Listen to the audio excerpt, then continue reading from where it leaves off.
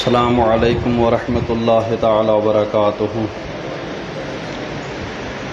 نحمده ونصلي ونسلم على رسوله الكريم وآلہ وصحبہ الکرام اجمعین ومن تبعهم بإحسان إلى يوم الدین۔ اما بعد فاعوذ باللہ من الشیطان الرجیم۔ بسم اللہ الرحمن الرحیم۔ ما يلفظ من قول إلا لديه رقيب عتيد۔ صدق اللہ مولانا العظیم وبلغنا رسوله النبی الامین الکریم ونحن على ذلك لمن الشاہدین والشاکرین والحمد للہ رب العالمین۔ آئیے سب سے پہلے اپنے آقا مولا تاجدار مدینہ صلی اللہ تعالی علیہ وسلم کی بارگاہ بے کس پناہ میں درود شریف کا نذرانہ پیش کریں۔ بڑھیں بآواز بلند اللہم صلی علی سیدنا محمد وعلی آل سیدنا محمد واصحاب سیدنا محمد وبارک وسلم علیہ۔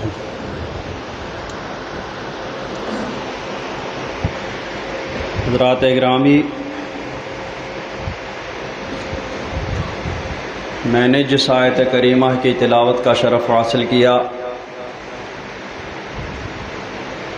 اس میں اللہ رب العزت ارشاد فرماتا ہے ما یلفظ من قول الا لدیہ رقیب عتید، کہ بندہ جو بھی بات اپنی زبان سے نکالتا ہے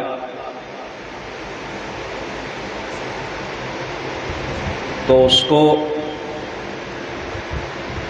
لکھنے کے لیے ایک فرشتہ مقرر ہے جو تیار بیٹھا رہتا ہے کہ ادھر بندے کی زبان سے کچھ نکلے اور میں اس کو لکھ دوں۔ تو بندے کے سارے اعمال کی طرح اس کی باتیں بھی محفوظ کی جاتی ہے۔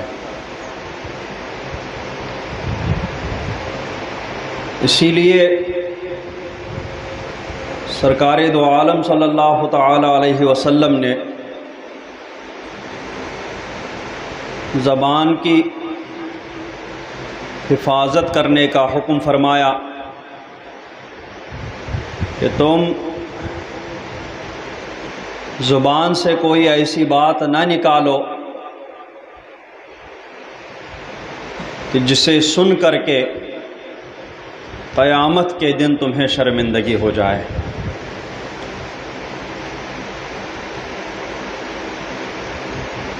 اور ارشاد فرمایا کہ جہنم میں جو لوگ چلے جائیں گے ان میں اکثر اپنی زبانوں کی وجہ سے چلے جائیں گے۔ تو زبان کو زیادہ سے زیادہ انہی باتوں میں استعمال کرنے چاہیے، زبان سے زیادہ وہی باتیں کرنی چاہیے جو بالخصوص آخرت میں اسے نفع پہنچائیں یا کم از کم دنیا میں اس کے لیے فائدے مند ہوں۔ ایسی باتیں زبان سے نہ کریں کہ جس سے نہ تو اس کو کوئی دنیاوی فائدہ پہنچے اور نہ ہی آخرت میں کوئی فائدہ پہنچے۔ حدیث پاک میں ہے کہ من حسن اسلام المرء ترکہ ما لا یعنیہ، کہ آدمی کے اسلام کے حسن میں سے یہ بھی ہے، یعنی اس کا اسلام اچھا ہے، اس نے احسن طریقے سے اسلام کو دل و جان سے قبول کیا ہے۔ جن باتوں سے اس کا پتہ چلتا ہے انہی باتوں میں سے ایک بات یہ بھی ہے کہ وہ لایانی باتوں کو چھوڑ دیتا ہے، فضول باتوں کو چھوڑ دیتا ہے، ان تمام باتوں کو چھوڑ دیتا ہے کہ جن سے نہ تو اس کو کوئی دنیاوی فائدہ پہنچے اور نہ ہی دینی فائدہ پہنچے۔ سرکار دو عالم صلی اللہ تعالی علیہ وسلم نے ارشاد فرمایا، اس وقت جب حضرت معاذ رضی اللہ تعالی عنہ کو یمن کی طرف بھیجا تو حضرت معاذ رضی اللہ تعالی عنہ نے عرض کی، یا نبی اللہ اوصنی، کہ اللہ کے نبی مجھے وصیت فرمائیے۔ سرکار صلی اللہ تعالی علیہ وسلم نے اب زبان کی طرف اشارہ کیا، یعنی تم زبان کی حفاظت کرو۔ حضرت معاذ نے اس کو تھوڑا ہلکا سمجھا کہ یا رسول اللہ صلی اللہ تعالی علیہ وسلم، اس سے بھی قیمتی نصیحت چاہتا ہوں میں۔ تو سرکار صلی اللہ تعالی علیہ وسلم نے ارشاد فرمایا کہ ثقلت کا امک وَهَلْ يَكُبُّ النَّاسَ عَلَى مَنَاخِرِهِمْ فِي نَارِ جَهَنَّمَ إِلَّا حَصَائِدُ أَلْسِنَتِهِمْ، کہ معاذ تمہاری ماں تم پر روئے، یہ کلمہ تنبیہ کے لیے بھی بولا جاتا تھا، اسی طرح تکیے کلام کے طور پر بھی بولا جاتا تھا۔ تمہاری ماں تجھ پر روئے، کیا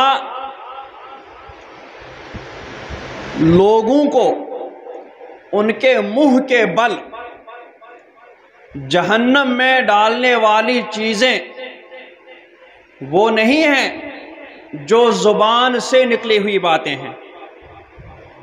یعنی زبان سے نکلی ہوئی باتوں ہی کے ذریعے سب سے زیادہ لوگ منہ کے بل جہنم میں ڈال دیے جائیں گے۔ تم اس کو ہلکا سمجھ رہے ہو، لیکن جہنم میں سب سے زیادہ لے جانے والی یہی چیز ہے، اسی سے نکلی ہوئی باتیں ہیں۔ ایک اور روایت میں ہے کہ حضرت ابو سعید خدری رضی اللہ تعالی عنہ ارشاد فرماتے ہیں کہ جب انسان صبح کرتا ہے تو زبان کے سامنے سارے اعضاء یہ کہتے ہیں، اے زبان، ننشدک باللہ ننشدک اللہ ان تستقیم، ہم تمہیں اللہ کی قسم دیتے ہیں کہ تم درست رہنا، اس لیے کہ فَإِنَّهُ إِنِ اسْتَقَمْتَ اسْتَقَمْنَا، اگر تم درست رہو گی تو ہم بھی درست رہیں گے، ہم پر بھی کوئی آفت نہیں آئے گی، کوئی مصیبت نہیں آئے گی۔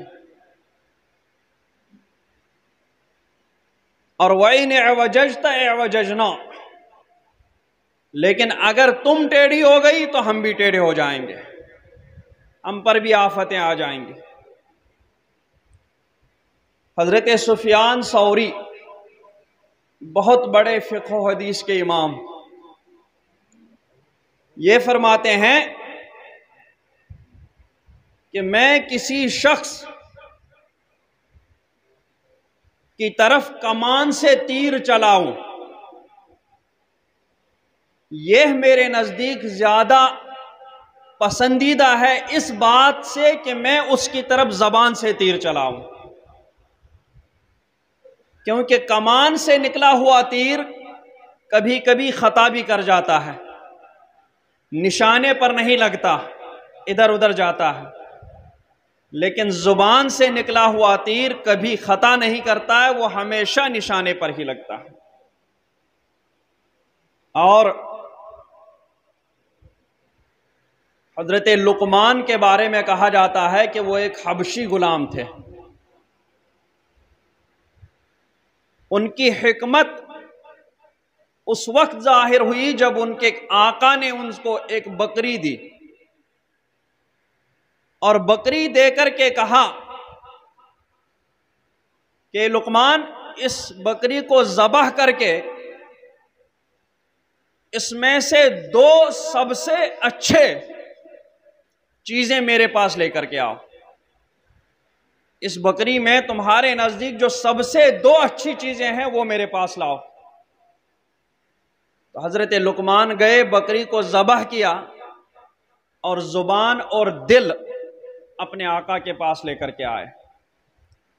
پھر اس کے بعد آقا نے ایک اور بکری دی اور کہا کہ اس کو ذبح کرو اور اس میں سے جو سب سے بری 2 چیزیں ہیں وہ میرے پاس لے آؤ۔ تو حضرت لقمان نے اس کو ذبح کیا اور پھر وہی دل اور زبان اپنے آقا کے پاس لے آیا۔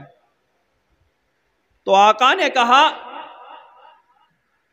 کہ میں نے جب تمہیں سب سے اچھی 2 چیزیں لینے کے لیے کہا تو اس وقت بھی تم نے زبان اور دل لائے، اور جب سب سے بری 2 چیزیں لانے کو کہا تو اس وقت بھی تم نے زبان اور دل ہی لے کر کے آئے، اس کا کیا ماجرا؟ تو حضرت لقمان حکیم نے کہا کہ اگر یہ 2 چیزیں انسان کے اندر اچھی رہیں تو ان سے بہتر چیز اس کے اندر کچھ بھی نہیں ہے، اور اگر یہ 2 چیزیں بری ہو جائیں تو بدن کے اندر ان سے زیادہ بری چیز کوئی بھی نہیں ہے۔ اس وقت آقا پر حضرت لقمان کی حکمت ظاہر ہوئی اور پھر ان کی حکمت لوگوں میں مشہور و معروف ہوئی۔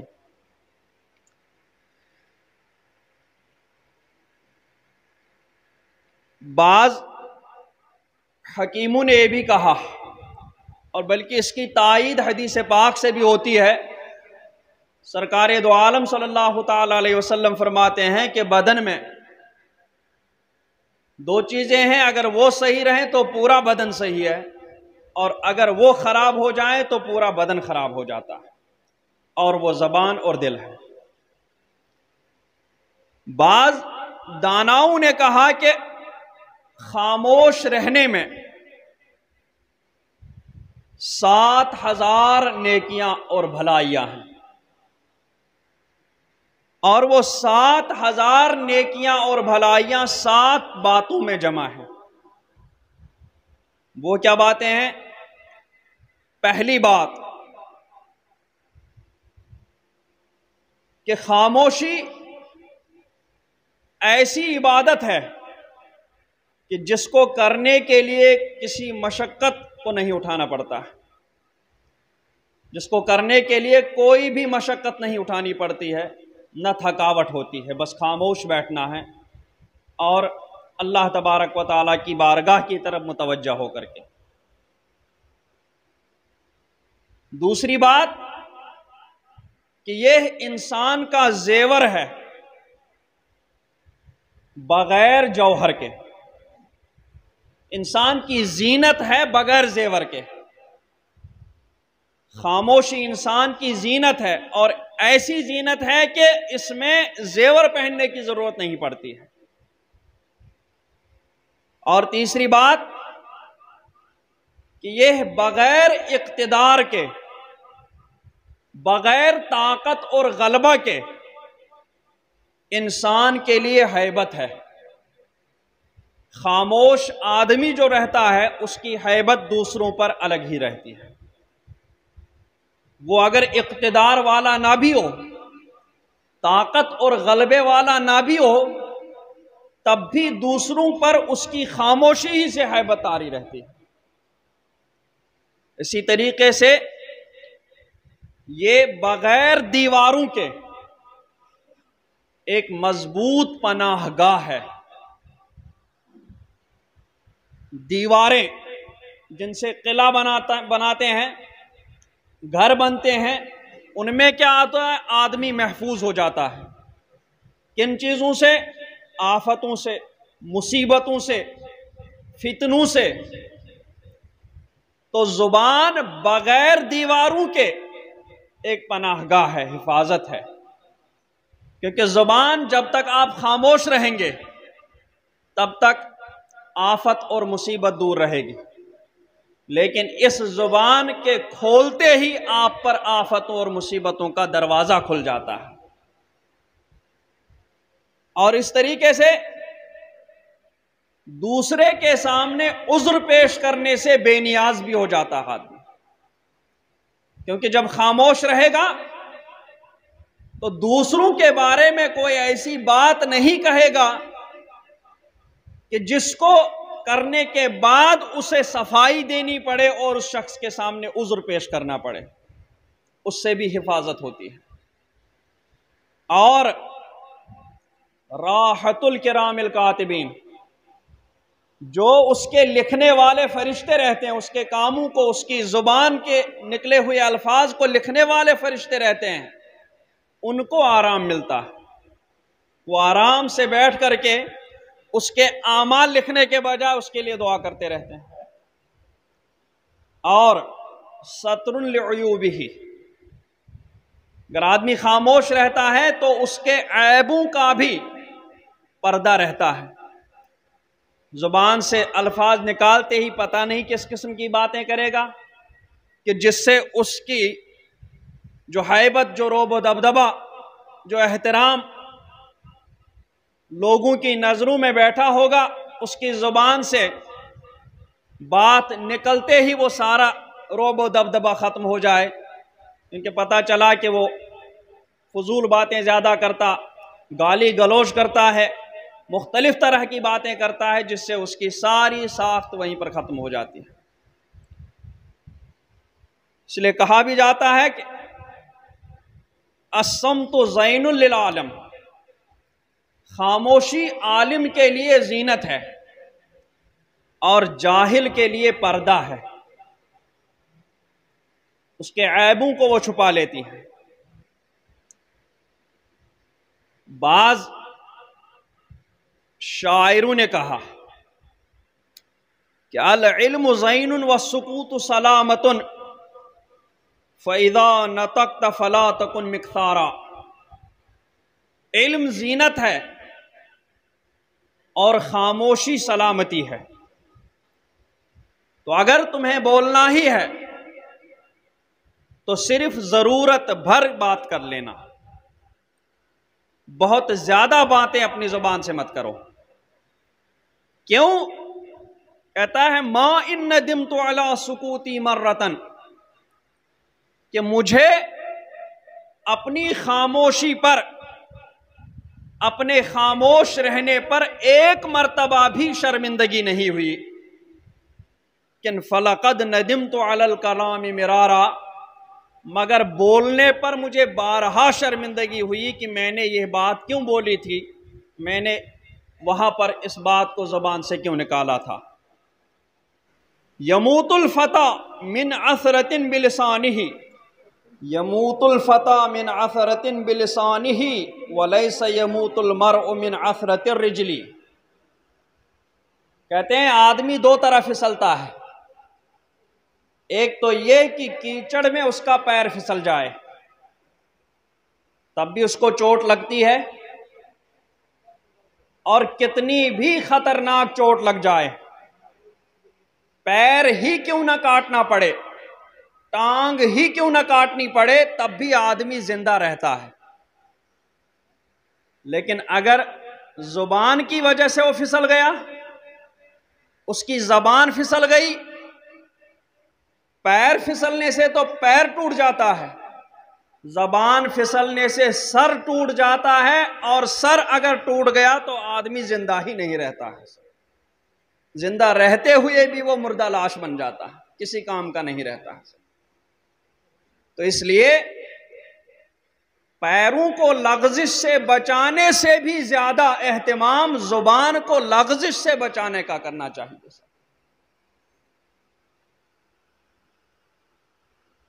اللہ تبارک و تعالی ہمیں زبان کی حفاظت کی توفیق عطا فرمائے، اور ہمیں اللہ تبارک و تعالیٰ کے ذکر، سرکار کے ذکر، اس کے محبوبوں کے ذکر میں مشغول رہنے کی زیادہ سے زیادہ توفیق عطا فرمائے، اور بیان میں کوئی کمی رہ گئی ہو اللہ تبارک و تعالیٰ اس کو معاف فرمائے۔ صلی اللہ تعالیٰ علی خیر خلقہ محمد وعلی آلہ وصحبہ اجمعین برحمتک یا ارحم الراحمین۔